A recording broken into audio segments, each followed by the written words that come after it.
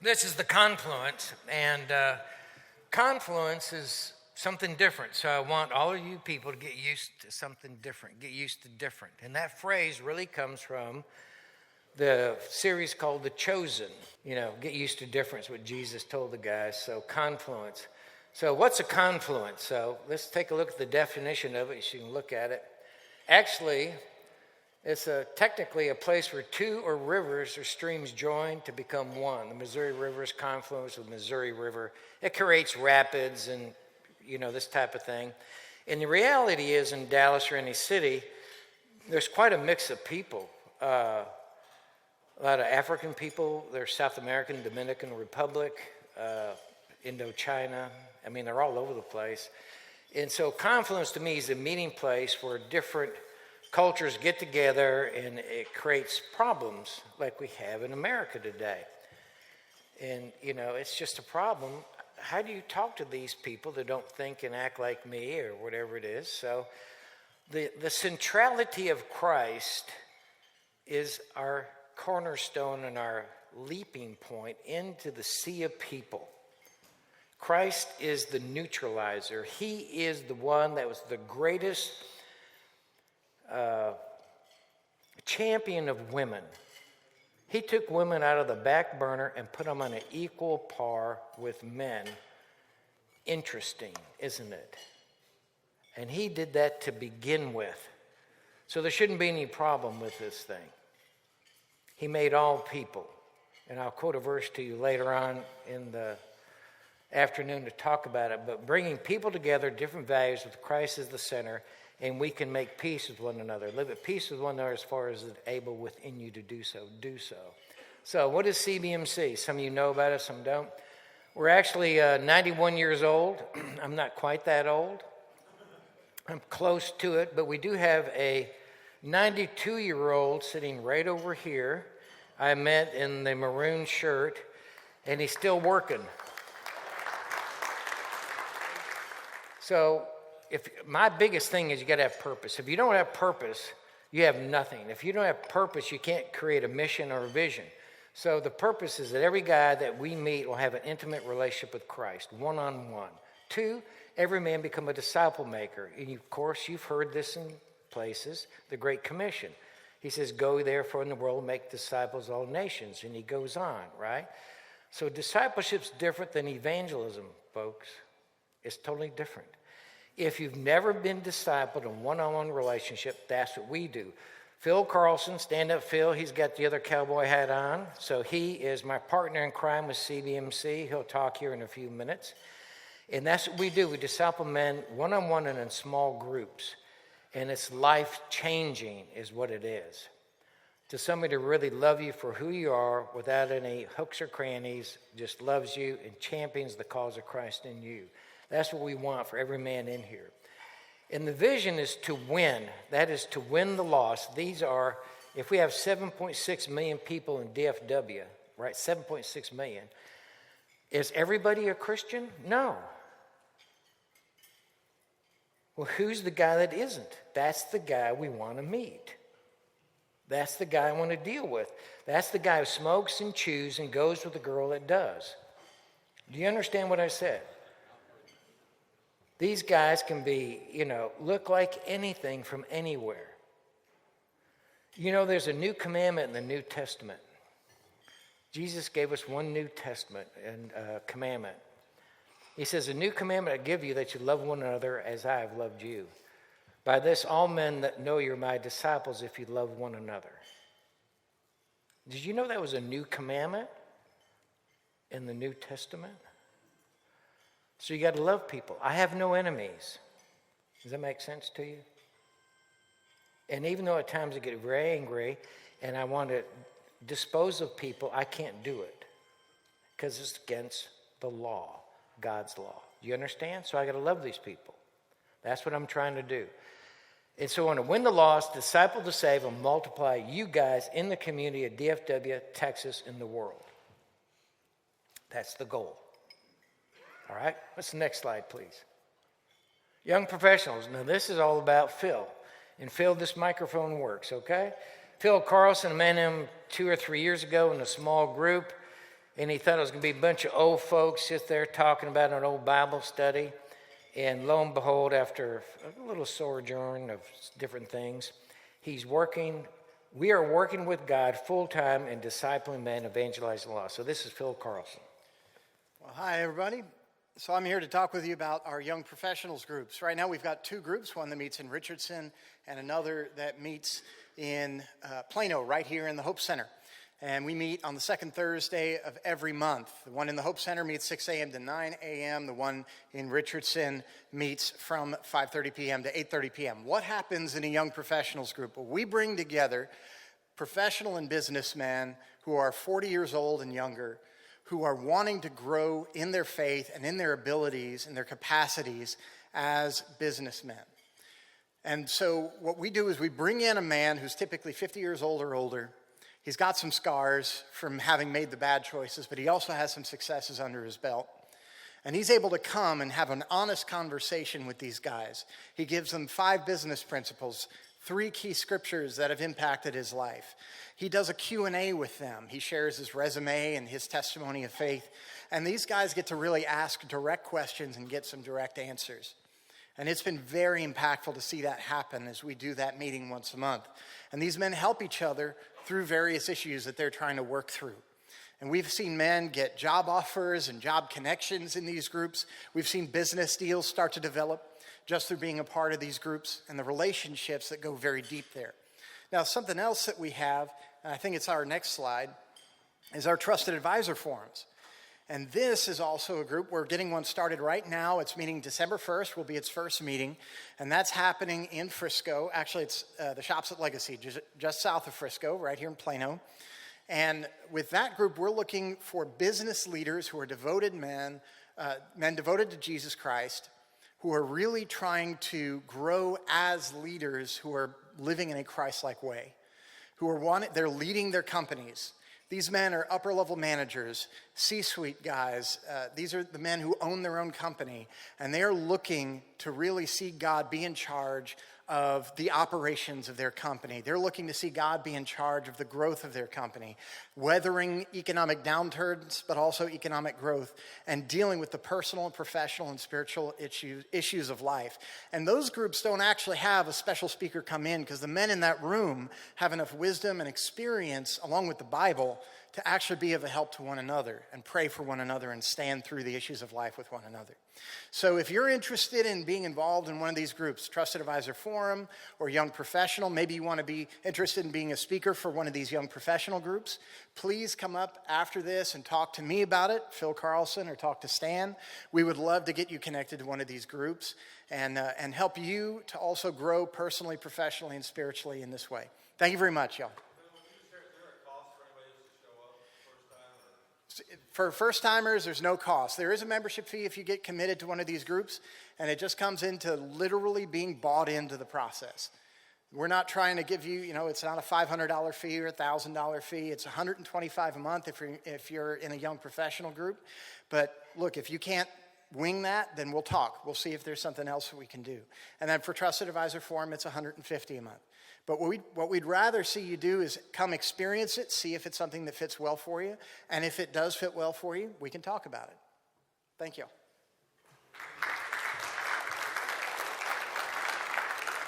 I'm not in charge of the money, so I actually think Phil ought to charge $500 for a trusted advisor and $250 for a young professional. So he doesn't do this for free, just so you know. It costs money.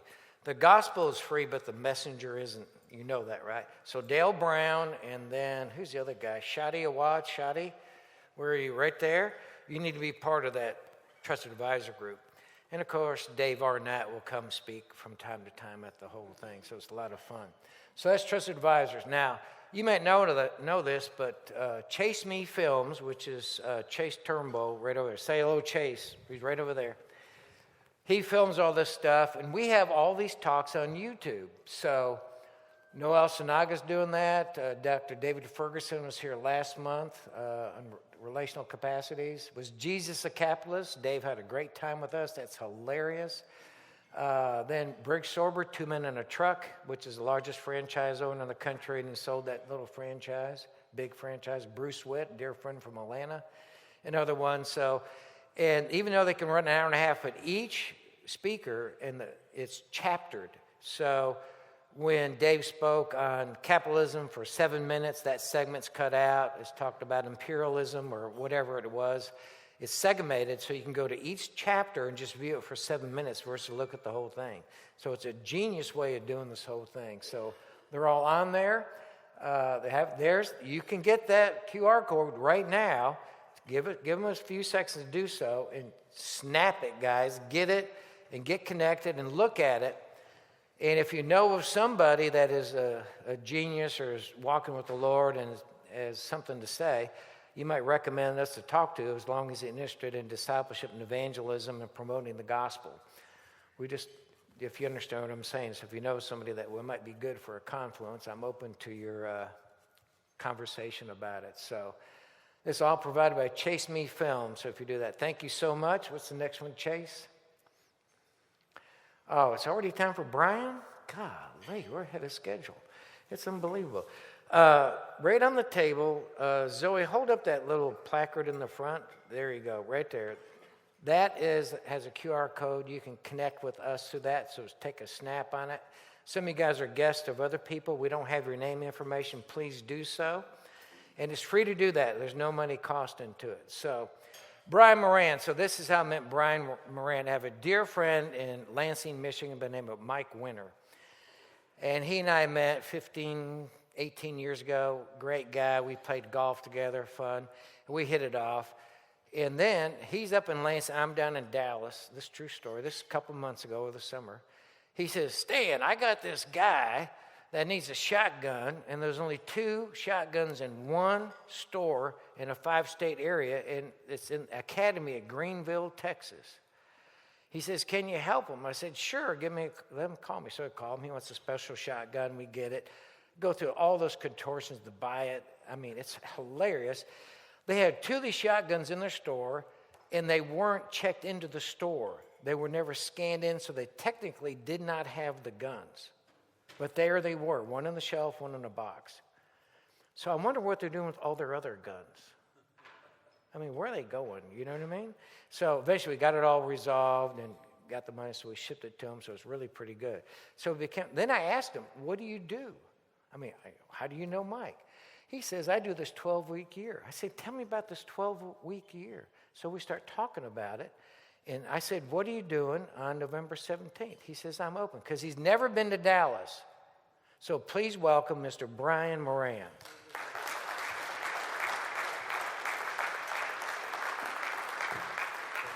You're sitting right over there. All right. This is not my first time to Dallas. Oh, I thought it was. It's my first time this month. Oh. Been to Dallas a lot. Yeah, I'm wrong again, but There you go. that happens a lot. It's okay. So tell us a little bit about your background and then how you got into the 12-week work. So you're married, single, what are you doing, and how this sort of evolved to this? Yeah. So I'm married, 2 girls, one 23, one 17. Being a dad's probably the best gift I have in life. I love it. But I grew up in Michigan. Grew up very middle class, didn't know anybody that owned a business, didn't know any executives. Everybody on my street were in the trades, and that's kind of how I grew up. I was paying my way through college at Michigan State. Any Spartans in the group? Not a one, huh? Go green. What's a Spartan? What's a Spartan? Anyways. So, paying my way through college, working at UPS in the evening. UPS, it's called the reload, right? At UPS, it's almost like Groundhog Day every day, right? They unload packages into trucks, they deliver them, they pick up packages, they come back, send them around the country. So the evening operations, when the trucks come back in, and we sort the packages and send them around the country. So that's called the reload. So I was doing that to pay my way through college, getting a degree in physiology to be a strength coach, which back then, not even all the football teams had a strength coach. Baseball teams, hockey, basketball, all thought, oh, it'll slow you down. But at any rate, they offered me a promotion to supervise the evening, the reload. And at first I thought, that's not what I'm doing. That's not where I want to go. But, the Irishman in me said it's a lot less work and it's even more money. So I said, okay, I'm taking it. So I took that job and I ended up working for a guy that was very much a coach. Now today that means nothing, but back then no one talked about that. No one talked about a manager as a coach. And especially in that environment because we were Teamsters. So they didn't even manage performance, they managed the contract. But this guy was really talented, and I learned a ton from him. But I wanted to get out of Michigan, so I moved to Southern California and had to leave UPS. They'd offered me promotion to full-time management, and I thought if I take that, I'll never leave. So I up and went to Beverly and got in with PepsiCo. And I remember my regional manager giving me this little book. Some of you might remember this book called The 1 Minute Manager. Anybody remember that book? And it was that combination of working for the guy at UPS and that book that I got switched on to self-learning and self-development and leadership. And so I started consuming, I had the cassette tapes in the cars and all that. And then I would apply what I learned. And I really got switched on to that. So got promoted a couple times there, ultimately joined a consulting firm where we did a lot of performance improvement. In fact, it was one of the pioneers in understanding the impact culture has on performance. From there, one of the clients offered me a position as vice president of sales and service, and then I decided to go out on my own and started a company, Health Services, still own that today, but really where my heart was about was training, coaching, consulting, that kind of stuff. So I started that. Gosh, that was probably 20 years ago. And that's how I got to where I'm at. Started thinking about, working with local CEOs and thinking about, what's the value I'm going to bring. And initially I thought, I'm going to bring them ideas. And then I realized they all have great ideas. They all have great ideas. What they need is they need to execute. So really started focusing on what it takes to execute. And that's where the 12-week year was born. It's an execution system. That's good. So we're reading this book, and we had fun talking last night and this morning, looking at different things. So chapter 1 is called The Challenge. The number one factor holding people back from achieving what they are truly capable of is not a lack of knowledge, intellect, or information. It is not a new strategy idea. It's not a larger network of connected people. It's not hard work, natural talent, or luck. Of course, all these things help. They are a factor, but they're not the factors that make the difference. And then you go into, without hesitation, the top producer would take time from his schedule to inform you guys what to do to challenge it. And he asked the question here, do you know how many people replicated the process? So tell us a little about that and the number one factor and what we'll get into, what you mentioned a minute so ago. that story you're talking about is, we've done a lot of work in insurance and financial services because the advisors, the agents are self-employed really, so we can measure the impact. And in this one group, they had probably 2,200 agents. Their number one agent was number one every year. And people would ask him, what are you doing? And he was very generous with his time. He'd say, come to my office, and he would take a day with them. And he did that with a couple dozen people. And how many of you think went back and implemented it? 0. 0 went back and implemented. And so he finally decided, I'm done. I'm done spending time. And that's the crux of it. The big barrier between where you're performing what you're capable isn't something new. It's not a new idea. It's not a new resource. It's not the latest, greatest marketing funnel. It's execution. If you just did more of what you know, you'd be healthier, you'd have better relationships, you'd make a lot more money. And so the 12-week year is about how to implement, how to execute more consistently. Not perfect, you don't have to be perfect, but just more consistently. And that's what drives high performance in your personal life and in your business, whether it's your health. I think there's the fitness diet industry is a $200 billion industry in this country, and yet 63% of Americans are overweight or obese. Do you think it's because they don't know how? Right? You think they don't know that an apple's healthier than a Big Mac? Or grilled fish is better than a hot dog, or vodka is healthier than beer? People know that, right? They know that. That's a joke, by the way. People know that stuff, but they don't do it. And that's the gap we work on closing, is the knowing, doing gap. I like execution. I like the Nike commercial, just do it. Get off your tail and just do it. Just execute it. Now, he comes into chapter 2, redefining the year. And I found this really interesting. He's got some things in here that is like, how many of you guys have annualized goals for the year? You got to do this, and you're getting there. Just the last quarter of the year. I'm an old real estate guy, right? And if the end of the year, right now, I didn't have a deal in the title company, it was dead time. I mean, nothing's going on. And I'm just dead in the water. So what can I do in the last quarter? So he has in here, discard annualized thinking. What's that about? Yeah, good question. So much of life is between your ears. You know, the Bible talks a lot about how we think. And so one of the barriers to high performance is the annual environment. And you're operating in it whether you know it or not, because no one's ever questioned it. We set annual goals, we build annual plans, we break them down quarterly and monthly and weekly. And we did that with our clients. That's how we started out. And we got good results, but we didn't get what they were capable of. And we realized it had to do more with the thinking than anything else. And we just termed that annualized thinking. At the heart of annualized thinking is this illusion that there's lots of time in the year. So January rolls around, right? Everybody's fired up. Everybody's excited. You know, especially after COVID last year, everybody couldn't wait.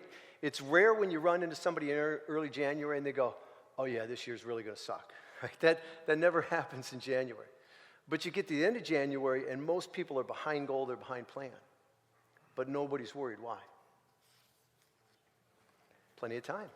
Right? The thinking says I've got 11 more months to catch up. Get to the end of first quarter, still behind. Not happy with that, but still not too worried because the thinking is what? Plenty of time, 3 more quarters. And that mindset permeates the year till we get sometime around this time of year and everything changes. Right? So we realize that annual environment, you know, setting annual goals is better than setting no goals. But there's a barrier in that environment. And the barrier is this illusion of lots of time. So it's just easy to put things off. And you see it in organizations. And then we work with a lot of big organizations. They get to September and they've given up on the year. And they're already starting to talk about next year. And we're like, wait a minute. In our world, you got a year and a half left. Right? And so that mindset makes such a big difference. In a 12-week year, there's a sense of healthy urgency that doesn't exist in an annual cycle. So we operate, and I may be skipping your question. Oh, yeah. Just a minute. So Yeah, this I may is be cool. In jumping. this chapter, this is really good. Okay. He introduced a word to me called periodization. And I went there, and it began as an athletic training program. Are you familiar with that, Sean? Sean knows it, yeah. Ooh, yeah, okay. Well, tell us about this. This is rather fascinating to me. So when I say we, my business partner, co-author Michael Lennington and I, we were working with the concept of execution, the disciplines and principles. And one of the very first clients I had was Airlift. They do air springs. So if you want to lower your car, if you're towing stuff and you want to pump it up, that type of thing. And the CFO was into cycling. And at the time, the U.S. Postal team was rocking it, and they used periodization as one of the training techniques. So he came to me, his name was Craig Webb, and he said, hey, are you familiar with this? And I remembered it from college when I was working out and stuff like that. And so Michael and I took that, and we started to dig into it because it was a process that began with Olympic athletes in Eastern Europe in the 70s. And it was designed to create breakthrough performance, and it works so well, it's used in just about every sport in some form or fashion. So Michael and I saw that, and we said, you know what, we can use that. We can adapt that to move beyond athletics to work in a business setting and in a personal setting. That's really where the 12-week year was born. That sounds pretty good. I like the comments in the book. So in page 15, you said, in the long run, your action are always congruent with your underlying thinking. When you focus on changing your actions, you experience incremental improvements. However, when your thinking shifts, everything shifts. Your actions naturally realign with new thought patterns. So that's how breakthroughs are done. So how did this turn, how do you get through that, the actions, long run, heightened sense of urgency, and an increase on it when it goes down to, you said, forget about a year. Yeah. And this is what you said. This redefine a year. A year is no longer 12 months. It is now only 12 weeks. That's right. A year is now a 12-week period. There are no longer 4 periods in a year. That's old thinking. Now they're just 12 weeks followed by 12 weeks a year ad infinitum. So tell me a little bit more about that, how this implication works. Yeah, so starting with, again, back to your thinking, right? You've all had times when you've had this epiphany. I mean, coming to Christ is one of those. Your thinking shifts, your actions naturally follow. Right? But so often we're unconscious of the thinking. We're pretty conscious of the actions, but we're unconscious of the thinking. So we'll try something new, But I think Maxwell Maltz was the first said, if you do something for 21 days, it becomes habit.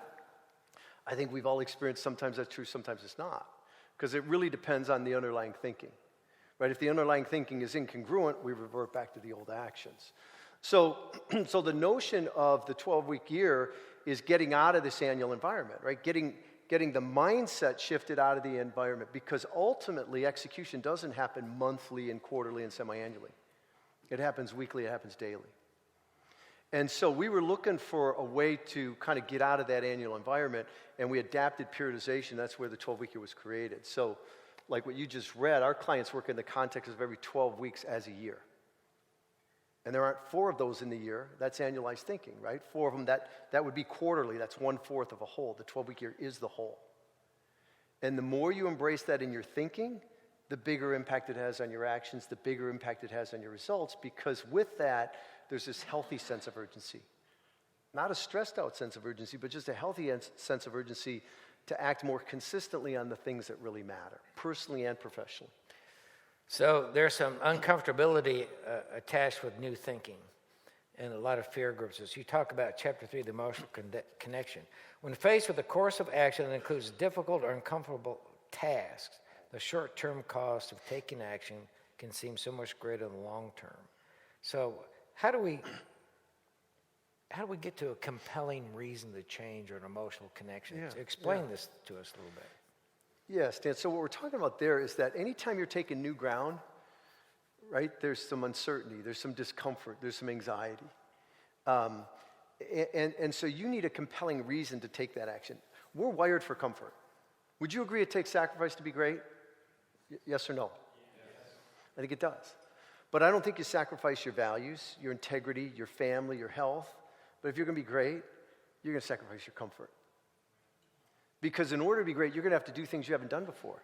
You're going to have to do different things. You're going to have to do things differently.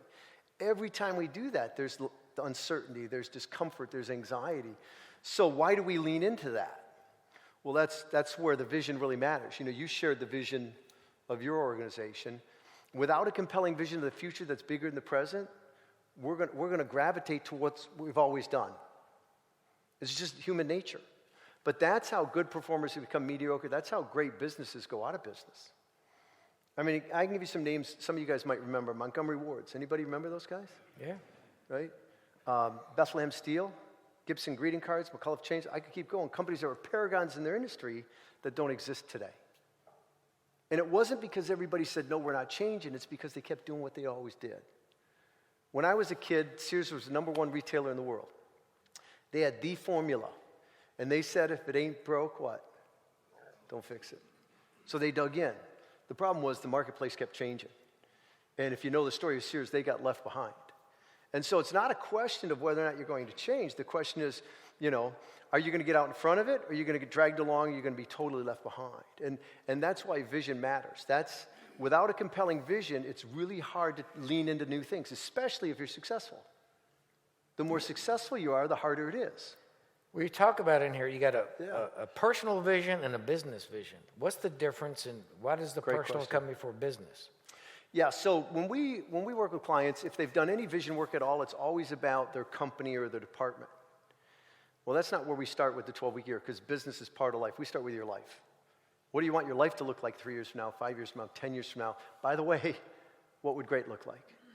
God willing, you're going to be here, let's make it great. Then we look to the business or the career and say, what do you have to do here to line and enable that? So there's an emotional connection to what I'm doing Monday through Friday in the life I want to live.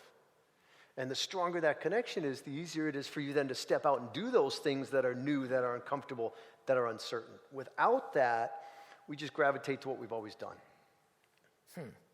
Now, you get in here in this chapter.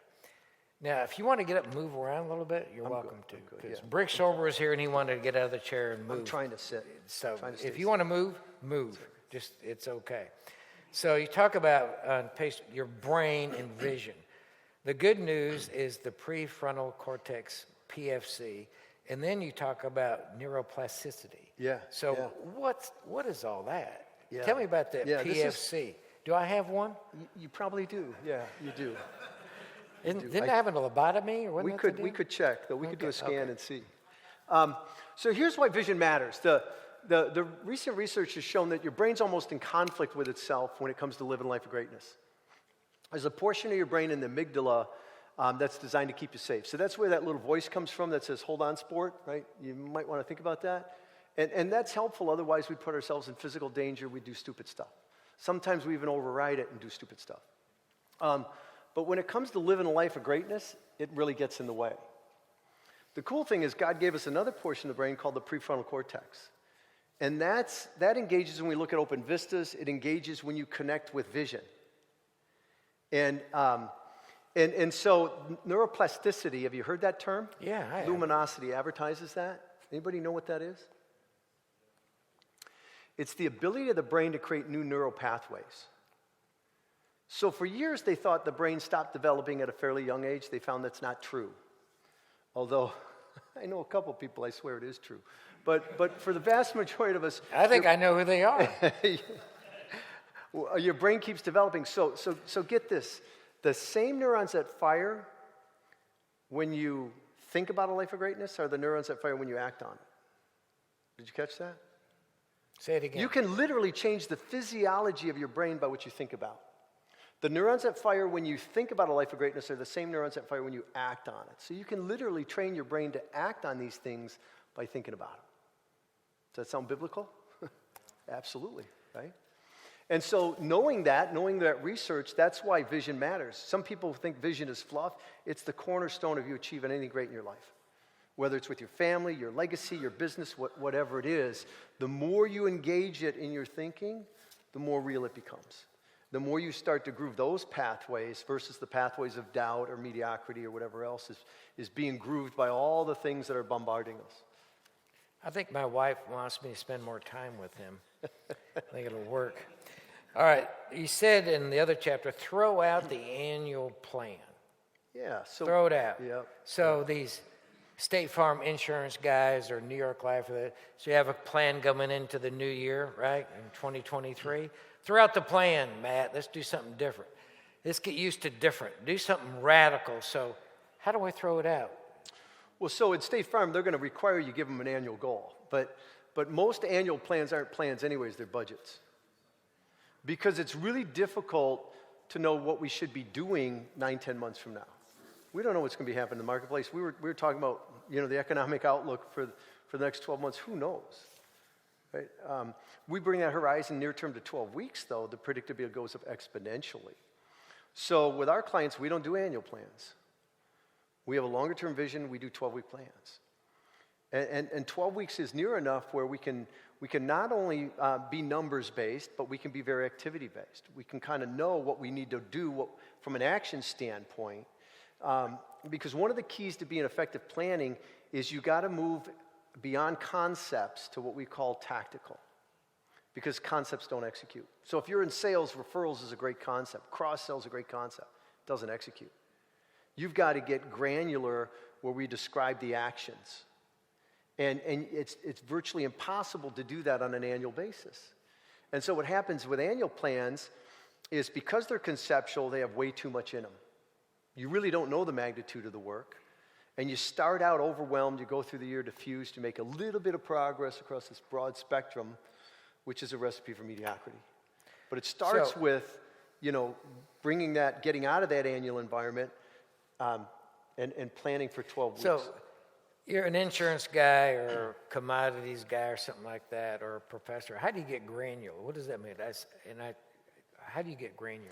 Yeah, so give me one specific example for a sales guy in here. Okay, so for sales, get referrals. That's conceptual. Okay. Ask for referrals 2 times a day. That's tactical. That's granular. That describes the action I take. Okay. See the difference? 2 times a day. All you State Farm guys, 2 times a day. Get referrals. It's probably low for that And group. don't call me on those anymore, okay? I'm out of names. Okay. Now, at the back of this page of this chapter 4, you said, for examples of 12-week plans, join the 12-week year community in getting started. So just Yeah, give you that just a go little to- plug. We'll talk about further. Yeah, we can talk about that later. But give me a little bit about that. It's just a online. free course. It's 12weekyear.com/getting started. 3 different emails. I'll walk you through vision and planning, process So control. any guy could do this, right? Anybody can do it. All right, good. Yep. Now, we're getting down to 1 week at a time. We're getting out of the annual visit or goals 1 week at a time. Action is faith. It's not enough to have intentions of changing. You have to act on the intention for things to get better, not just once. So, and you talk about your current actions are creating your future. Then we get into the weekly plan of how it's done and do it in your marriage and your personal life. So talk about faith versus action and intention, not intentions, but faith versus action, weekly plan. Yeah, so there's a set of disciplines that make up the fundamentals of high performance, and they're part of the 12-week year execution system. We talked about vision, we talked about planning. The third one is what we call process control, and those are just tools and events that we want to insert in the environment so you don't have to solely rely on self-discipline. And one of those is what we call the weekly plan. So if you track with this, we start with a longer-term vision. We bring it near term, we build out a 12-week plan, very focused, right? So one of the things, if you train with us, you'll hear us say a lot, less is more. And at one level, I hate that statement because more is more. But when it comes to you executing and achieving your best, every time you take on one more thing, the probability of you being great at any of it diminishes significantly. And that's at the goal level. It's also at the tactical level. But once we've created that plan, now you know what matters for the next 12 weeks. Part of process control is that translates to a weekly plan. And that's really where the rubber meets the road. Right? The weekly plan doesn't have everything you do in your job. It doesn't even have everything in the 12-week plan. It's just what's due in the 12-week plan this particular week. And if you've got a team, it's just what's due this particular week that has your name on it. Right? But it defines how you win the week, which is one of the ways we accomplish more and we lower the stress. Because a lot of stress is created and we're just taking the day as it comes. We're like the hamster on the wheel. We go home exhausted and we haven't moved the needle. So the weekly plan defines how you win the week. You get this stuff done, you had a great week. You get all the other stuff done, this doesn't get done, you've lost a week. And by default, it's the most important stuff because it's connected to the 12-week plan, which has a goal connected to your longer-term vision. So you said in the book, within a 12-week year, a year is now equivalent to 12 weeks. 12 weeks a month is now a week is now a day. So that's where you get tactical and granular. We break it down to one task at a time, right? Yep. That's what we got to do. Now, confronting the truth, all right? Achievement and recognition you talked about, measuring the results, right? Yeah. You talked about the industrial psychologist, measure results weekly, scoreboard, that type of thing. Sometimes I don't like scoreboards. So how do you overcome that in a company that you got to keep scoring the sales calls and the volume and stuff like that? Yeah, so how do you apply the scoreboard? Here's the reality, Stan, is that measurement's the anchor of reality. It's a feedback mechanism, but there's so much head trash about measurement because sometimes it doesn't look the way we want. Other times it's been used to create a negative consequence for us. Right? We've all experienced that. So there's a tendency to kind of shy away from that. But back to thinking, right? How you think about it matters. Measurement is simply feedback. And some of it's going to be useful in the moment. Some as we look at trends over time, but you have to have the courage to track it. And if you're not, you're literally handicapping yourself in your business or in your personal life. And so you probably heard the term lead and lag indicators. We track those with the 12-week year, but one of the things that's different with the 12-week year is you'll be scoring your execution. So we track the results, the lead lags, we score the execution. And the reason that's so important, well, let me ask you this. What do we have greater control over, our actions or our outcomes? Actions. Yeah, we don't control the outcomes. We desire the outcomes, we influence them, we control the actions. The results are outcomes, so we're going to measure that. We're going to score the execution. And that's the most powerful lead indicator you have. Because what you're measuring is, to what degree did I do what I said I needed to do in order to have what I said I wanted to have? And I would argue that that's the greatest predictor of your future. I mean, think about that. If you want to predict the future, look to your daily actions. You want to know what your health is going to be like 3 years from today? Look to your daily actions. You said your earlier relationships, your income. in this part of the conversation, you said you had to have the courage to score it. Say that again. And why are we hesitant to score it and put it down? How do we overcome that?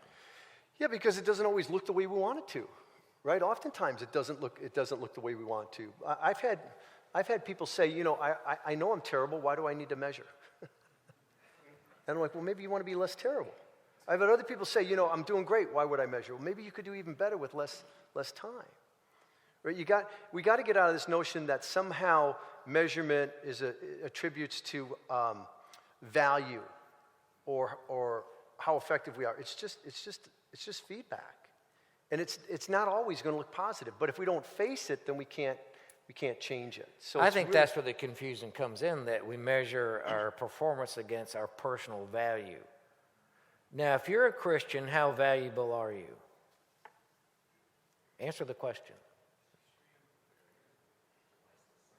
It's priceless. Yeah. Think about it. God doesn't make junk, and he made you, and you're priceless because he died for you, right? I mean, that's what he did. So he doesn't die for junk. He died for everybody in that sense. So how valuable are you? You're worth at least, what price do you put? You can't. So we got to measure things like, for me, I got to stay away from chips and ice cream. That's my emotional food. Does that make sense to you? Any of you guys addicted like I am to that? No. Admit it, okay? We got to cut that out, and we're going to do better because we're going to feel better, right? Now, we got to be intentional about this. I love this chapter. The importance of yes, no, what does it mean? And so part of this, I'm going to talk about it, but it's so interesting. When you spend your time with intention, you know to say yes or no. You're probably aware that you're procrastinating or engaging in a low-level activity to avoid a less comfortable payoff.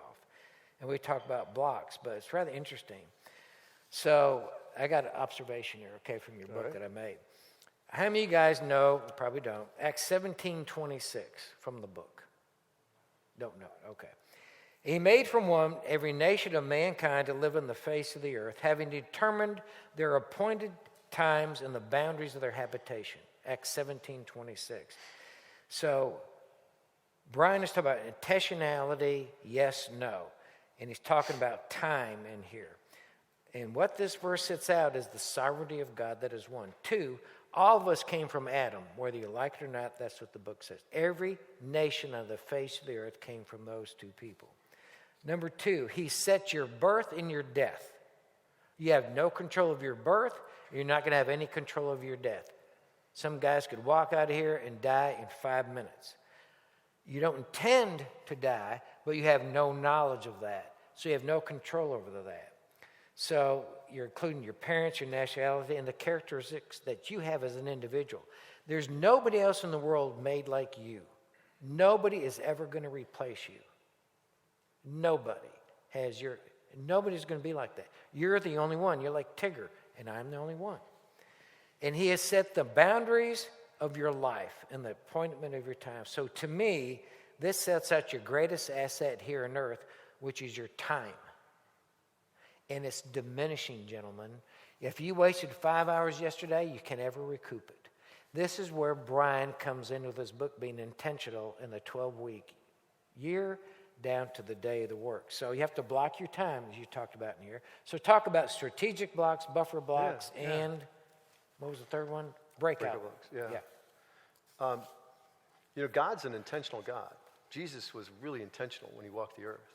And so being intentional about what you say yes to and what you say no to shapes your life.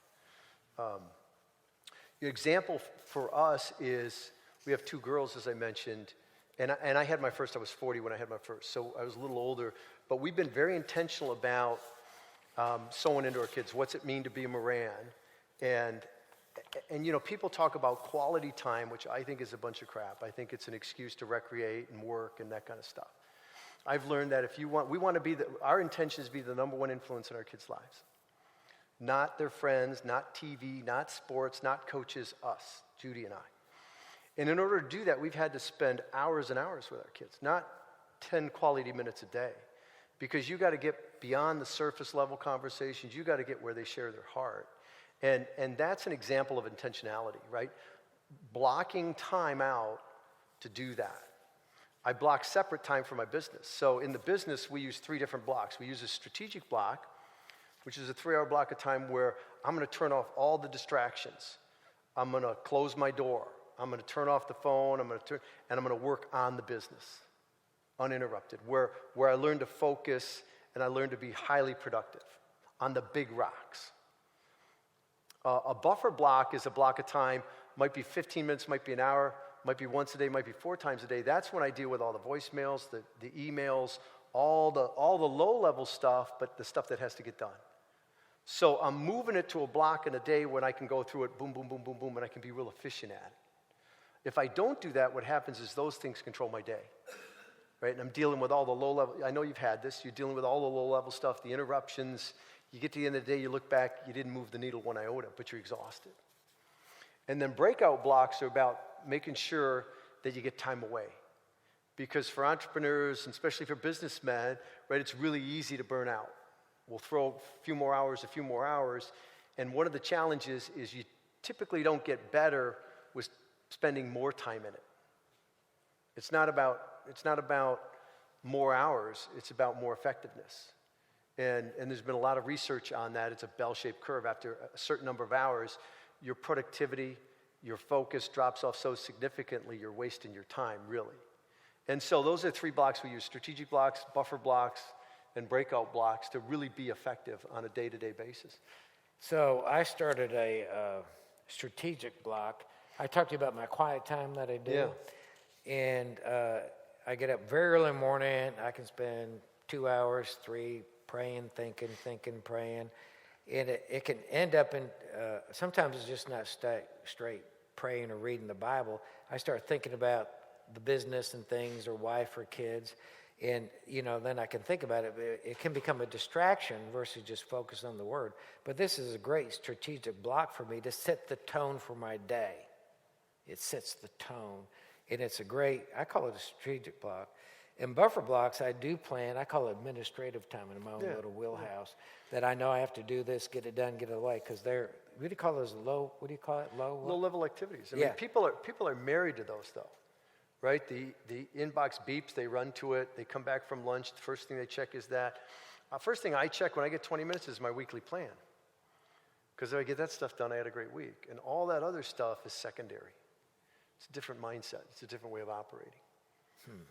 So you got to block your time with it. So let's talk about accountability. Now, I read this chapter, it's pretty good.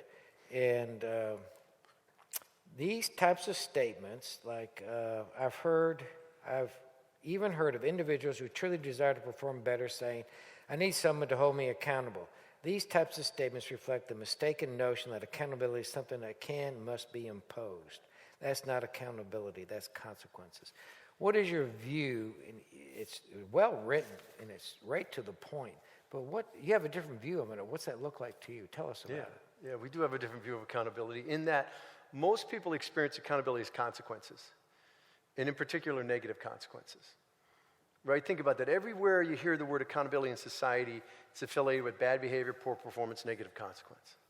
Somebody does something they're not supposed to do. Someone in authority comes out and says, we're going to hold this person accountable. And then what do they do with them? Nothing. Well, they do. They fine them. They suspend them. Okay. They punish them. Right? Some form of negative consequence. I don't see that in Like politics. that. Well, they claim they will. They raid your home is what they do with that. Oh, okay. But so there's this notion that accountability and consequences are one and the same when they're very, very different. Right? If you're taking notes, write this down. Accountability is not consequences, it's ownership. It's Say ownership. that again? Accountability is not consequences, it's ownership. At the heart of accountability is free will choice. We always, always, always have choice. Now, doesn't mean I'm going to like the choices. April 15th rolls around, choice of paying your taxes, going to prison. I don't care for either one of those. But you have choice. And that's at the heart of accountability. It's the realization that although I don't control the circumstances, I control how we respond. And that the quality of my choices determines the quality of my life. And yet for all of us, from time to time, we're looking outside of ourselves. We're waiting for someone or something to change. Right? We're waiting for the economy to settle down. Waiting for inflation to go down. Waiting for the politicians to stop arguing. Good luck. Waiting for Geico to do less advertising. We're tired of the little lizard, right? I mean, think about that. How much of that do you control? None of it. What do you control? It's really 2 things, your thinking and your actions. And that's it. But that's enough if you take ownership of it. Why did we get so stuck in if the economy changes or if this happens or that happens, and how do I get into the action step to make the change? Because it's that, we're looking outside of ourselves. We're giving, but when we do that, we're giving away the power.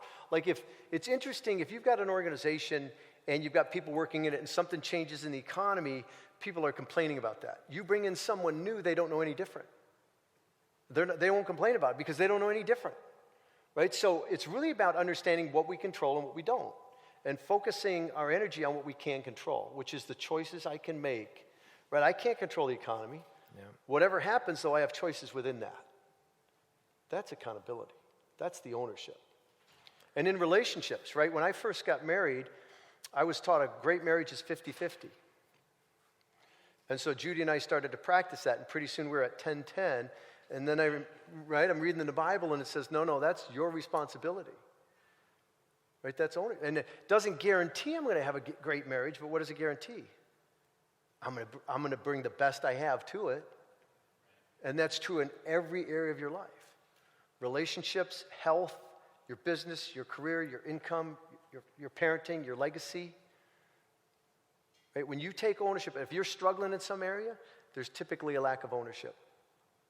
You're typically looking outside of yourself. You're waiting for someone or something to change. When you take ownership of it, it'll change. So most people want to blame somebody else. They don't want to take responsibility for our actions. And we procrastinate. I've done that. I procrastinate on those taxes. We all do. You know, I hate that stuff. But I've got to learn to do the hard task first. Yep. And I do some of that. Sometimes I avoid it. Sometimes I don't like it at all.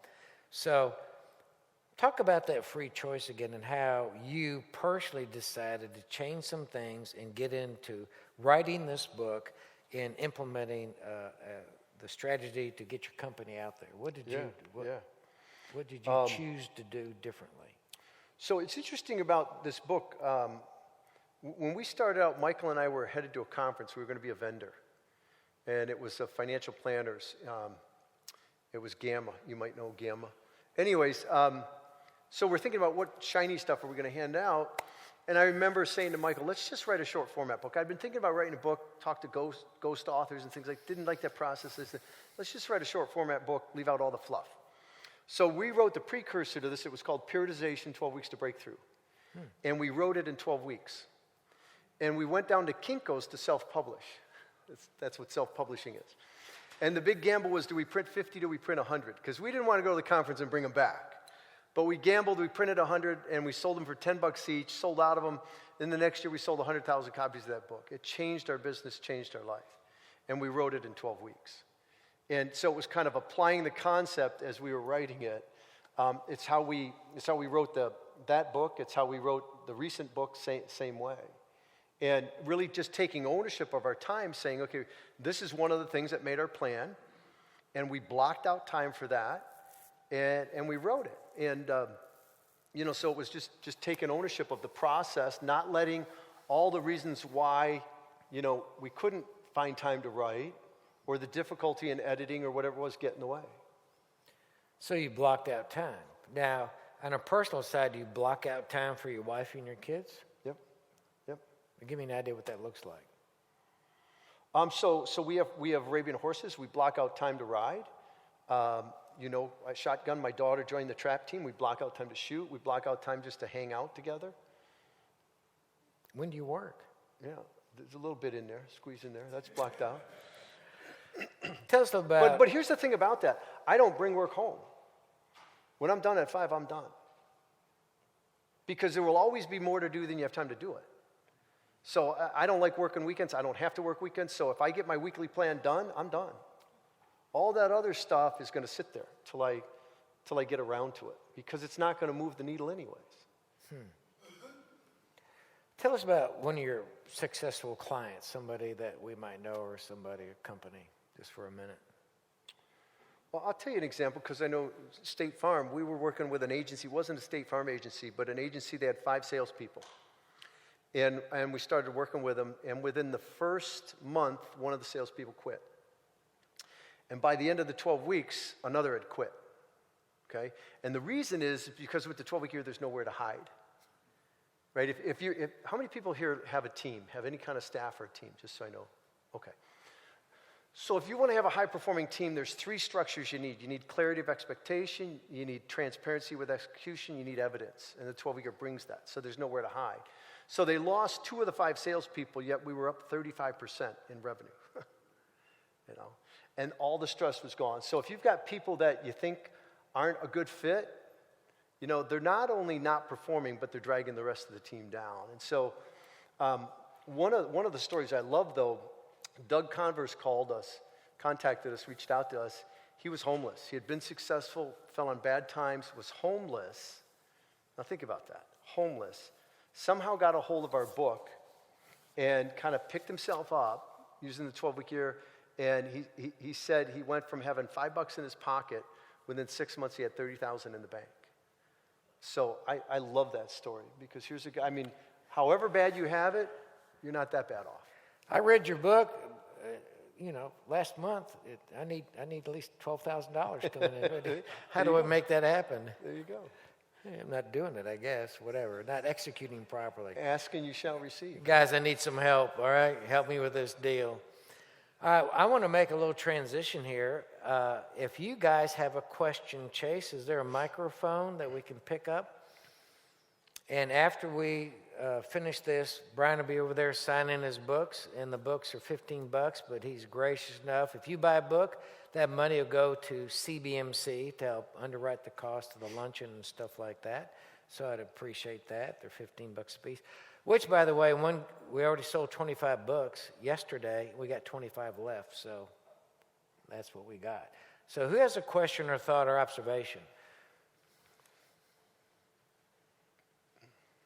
Hi, so my name is David Cooper. It's great to be here. First time at CBMC. My question is basically looking at this sort of question of neuroplasticity, neural pathways. The pandemic was hard on a lot of people. It also had this work from home concept that seemed to be sort of epidemic during the pandemic. So the question is, when you're looking at sort of neuroplasticity, trying to really condition yourself to be sort of a professional athlete, make the best decisions in the marketplace, how do you sort of look at that every day and say, all right, I'm going to block off the internet from, say, 8 to 12 or 8 to 10? What are some just sort of basic blocks you do to establish that neuroplasticity that says I'm going to actually be a leader? So, I'm not spending my time, wasting my time doing this or that, which, if you look at the political campaigns that have been going on endlessly for years, both sides of the political aisle, it's constant. They're going to just keep going at each other. And in business, Wall Street, you'll see that. So how do you look at the plasticity, neuroplasticity to say, how do I dedicate my time to the things I really care about? Cool. Dave, thanks for coming, by the way, and your question. So what's the first thing you need to know to be effective with your time?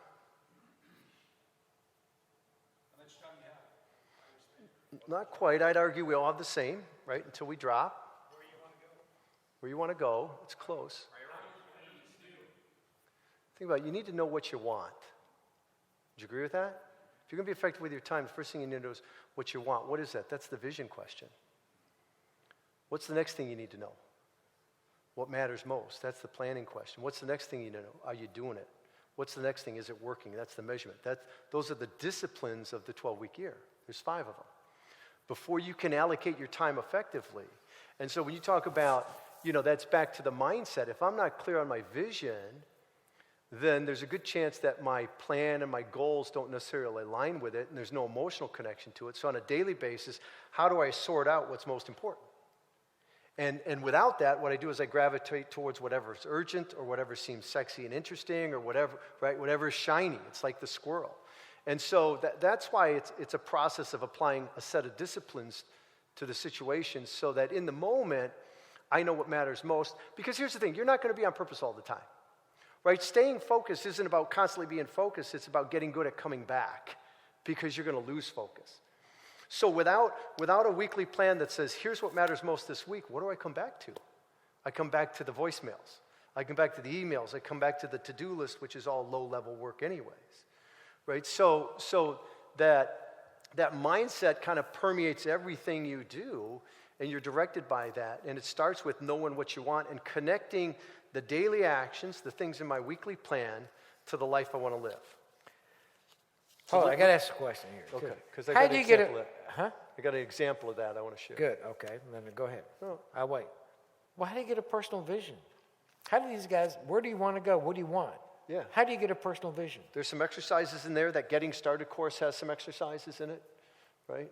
And here's the thing about that. The first time you do it, it's going to be really uncomfortable. That's okay.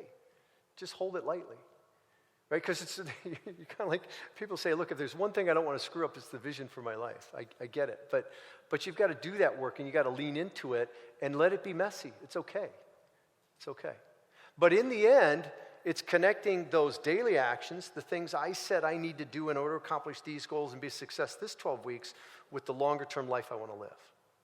Habits and routines are different. And I think we've been led to believe, at least I've experienced it, that you can make a habit out of anything.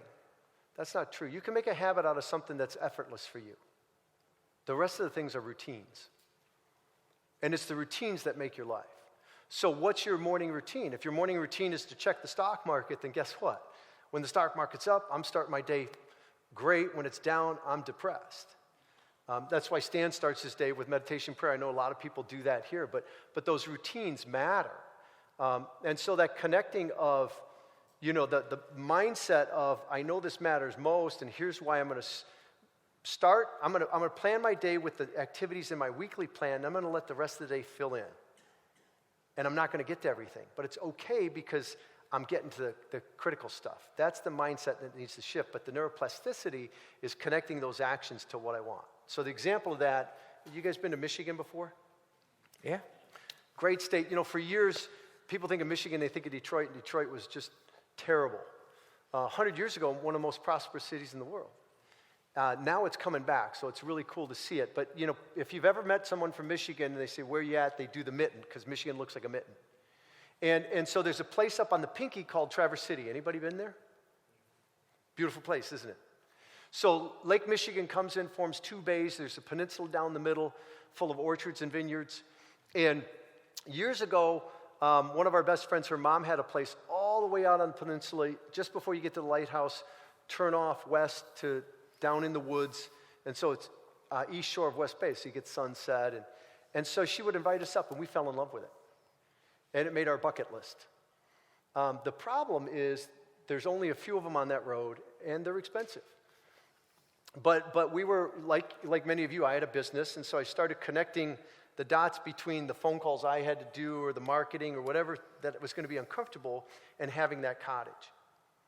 And one of the things we did is we started renting the neighbors. And a funny thing happened, the kids didn't care whether we owned it or rented it, But they were from Ohio, used it 3 weeks a year, and at the bottom of the market, what was that, like 2009, something like that? They needed to get out. We bought it on a land contract. We still give them 3 weeks a year. We've since bought it out. But it's worked out great for everybody. But it happened because I connected the daily actions in my plan with that property. What would that mean for the family? For us gathering for multiple generations. And so all of those activities that I didn't feel like doing, I went, okay, I don't have to do that. I only have to do that if I want that beachfront property on Lake Michigan. Do you see the connection there? That's the piece you're talking about. So it starts with if you don't have a clear, compelling vision, how do you do that? Good question. Have another question? Yeah, this gentleman over here. Yeah, thank you for telling us the principles of disciples in the 12-week year. I think it's great information. My question would be, where does faith fit into your discipling of the 12-week year, your scheduling of the 12-week, all steps? Where does faith fit into the steps of vision, working for a plan, process control, scorekeeping, and time to use? And I would like you to relate that to, I know some of us own your own business, some of us work in a corporation. I worked in a corporation. I retired from a bank. I did all the vision planning, everything you're laid out. I was a Christian warrior. I made it to the top. I didn't like it there. I didn't like it because, you're in battle of people that aren't Christian. And so my question the question about faith is, how does it relate to being a Christian warrior?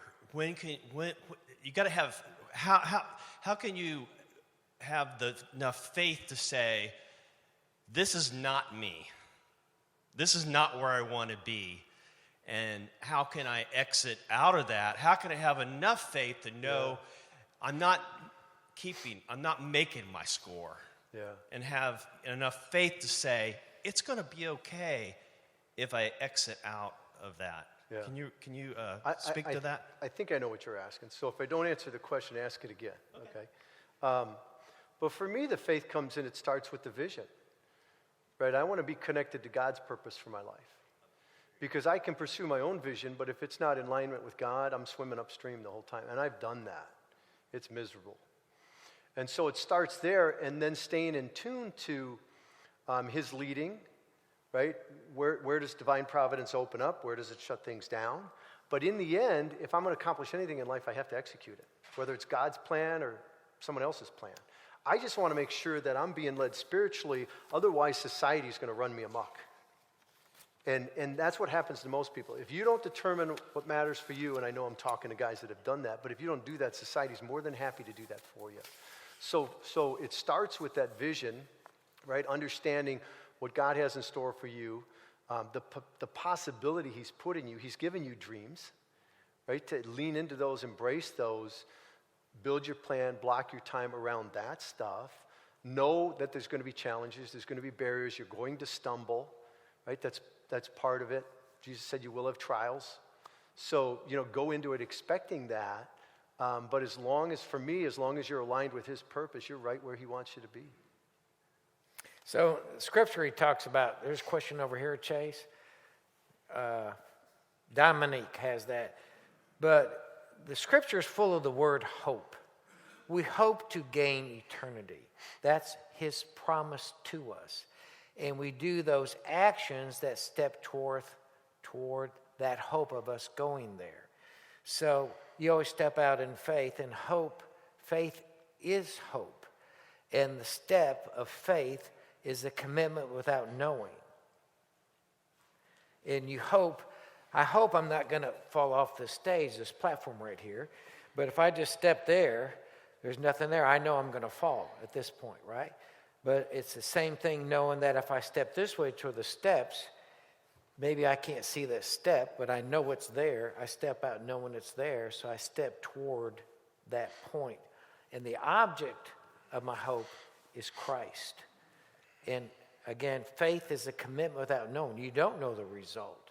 That's where the Christian aspect comes into it. You can plan, and you have the best plan in the world, but can fail miserably. So God's redirecting us through our circumstances.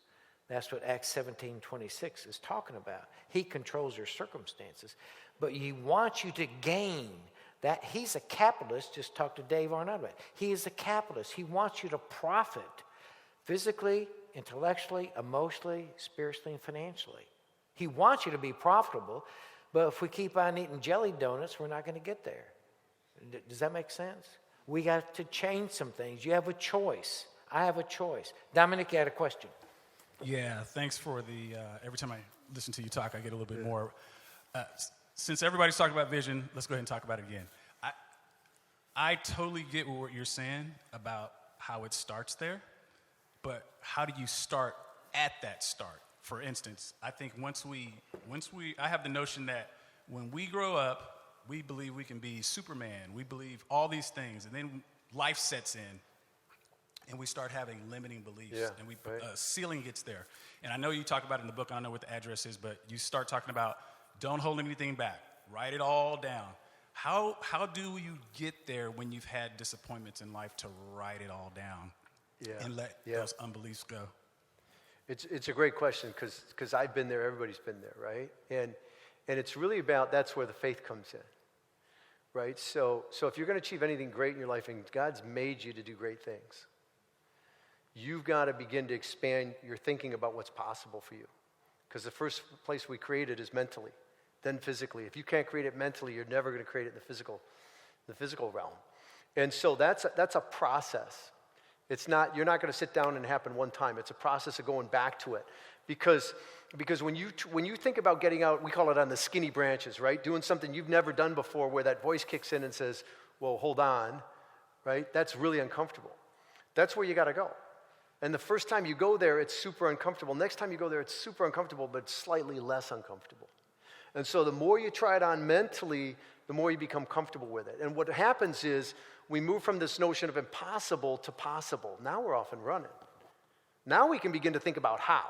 Too often we think about how early on, and it shuts the whole process down. Because if I don't see it as possible for me, any how I'm not open to. Because if I knew how, I'd be doing it. So the fact that I'm not doing it tells me I don't know how to do it, which means it's impossible. We got to get beyond that. We got to get the possibility first. And that's the notion of just entertaining it. And so you know what? You're probably right, little voice in my head. I probably can't, but what if I could? What might be different for me? What might be different for my family, for my business, for my clients, for my community? That's the question I ask. What if? Right, little amygdala, you're probably right, I probably can't, but what if I could? It's like Edison with electric light. You know the story, 9,000 failed experiments. I mean, think about that. How many times do we give up after 1 or 2 tries? But when he was asked about that, he said, I didn't fail 9,000 times. I figured out 9,000 ways how not to invent it. Right? For him, it was a given, but it didn't start out there. I'm sure when he first started, it seemed impossible, but he didn't hang on to that. He hung on to what would be different for him as an inventor? For his legacy, for his family, for financially, for multiple generations, for the impact on the world. And we might not have the impact Edison had, but you might. You don't know. But you can certainly impact your life and your family for multiple generations just by your willingness to pursue it. So it's a great question. It's really about a process of just coming back to it and trying your life on bigger and bolder than what it is today in the areas that matter to you. Does that help? Chase, go ahead. I've got the microphone, so I'll just stand up and ask. Thanks again, Brian, for all that you've shared already. And I'm sure there's a spectrum in this room. My name's Adam, by the way. This is my first time here. It's great to be here. And I think based on the amount of guys that are in this room, there's going to be a bunch of guys that are fired up and are like, oh, I'm going to do this. And then there's some that are like, maybe. And then there's some that probably will say, I probably won't. So here's my question for you, and that is, can you share a couple of inspiring stories from your experience with the book and with your business to kind of get us over the fence? Because I know there's a lot of good intentions in the room. The question is execution. So can you kind of push the envelope a little for those of us who may have been apathetic in our lives or that just need an extra push or maybe even a punch? Yeah. Chase, can you get that last slide up that we're going to show with him? Yeah, go with your question. It's a great question. And so some people don't get involved because they think they're not high-performing enough. Others think they're too high-performing, so it's all across the gamut. But we've worked with everybody in just about every industry and every walk of life. We've been global for years. Our claim to fame now is we're intergalactical.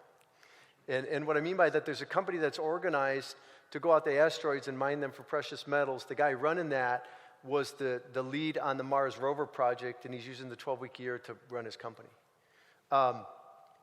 But you know, we have example after example of that, story after story. I mean, I just got an email the other day.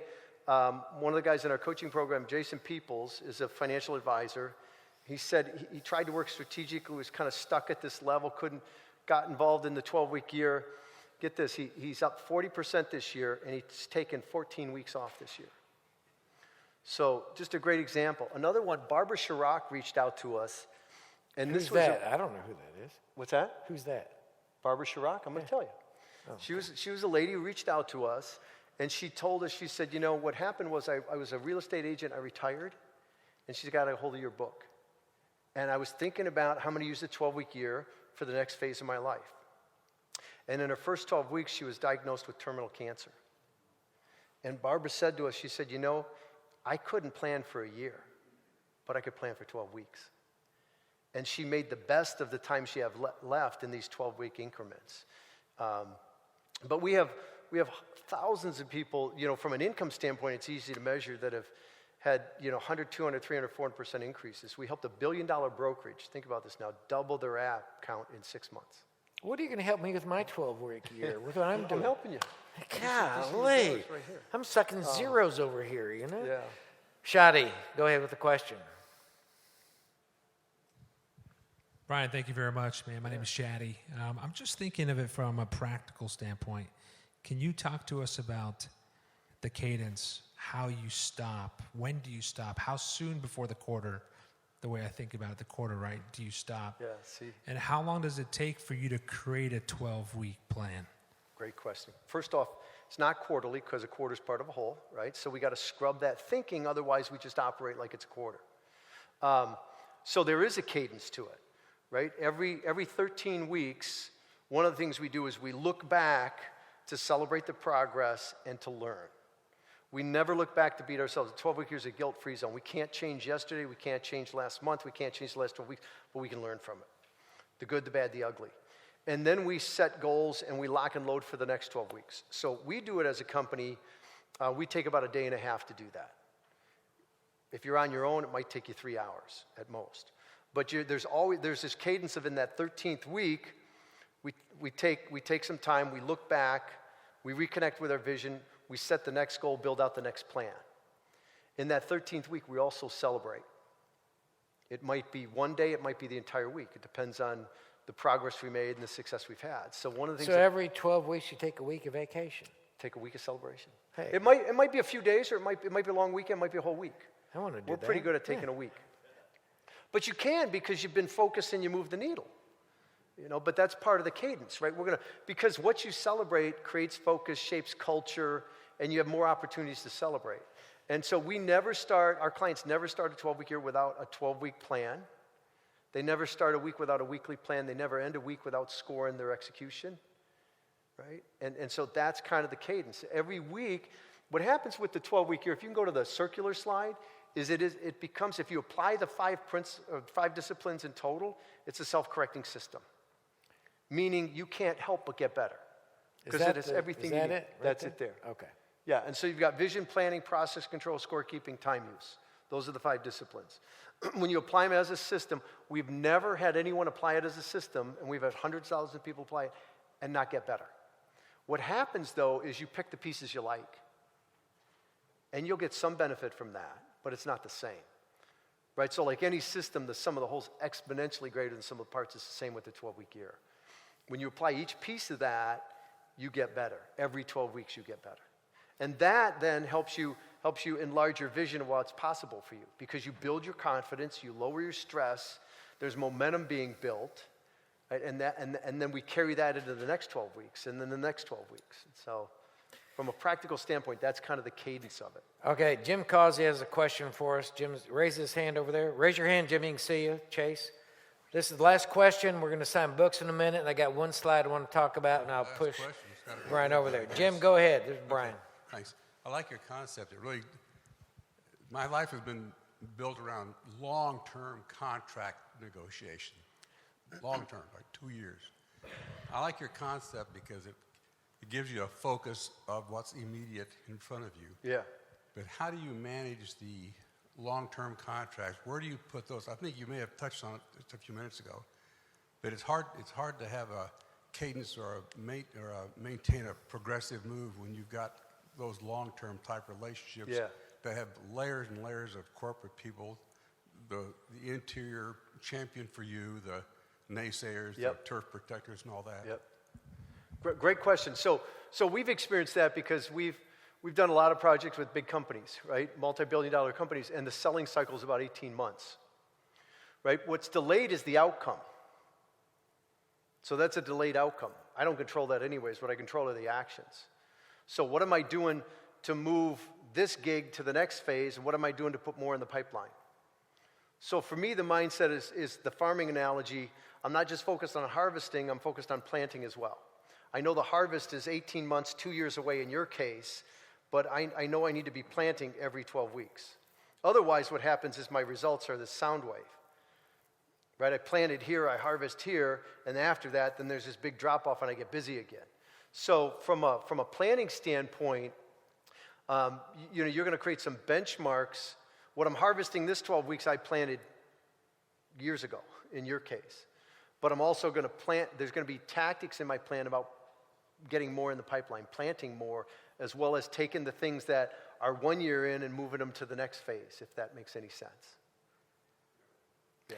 All so right. it's no different than what you do annually. It's just that the cycle's compressed so that we can be really clear on what we're working on and what's driving the ultimate outcomes.